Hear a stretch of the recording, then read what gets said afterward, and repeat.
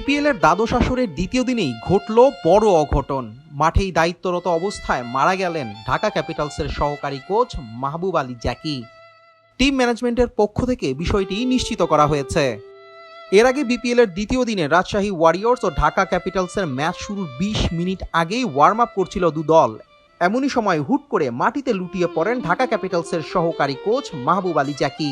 তাকে ঘিরে তৈরি হয় জটলা, তাৎক্ষণিকভাবে দেয়া হয় সিপিআর। এরপর নেওয়া হয় হাসপাতালে। চিকিৎসারত অবস্থায় মৃত্যু ঘটে তার। মাহবুব আলীর জ্যাকির এমন মৃত্যুতে শোক নেমে এসছে পুরো স্টেডিয়াম জুড়ে, যার প্রভাব পড়েছে Dhaka ক্যাপিটালসের খেলাতেও। Next level, well done, side by side, fridge.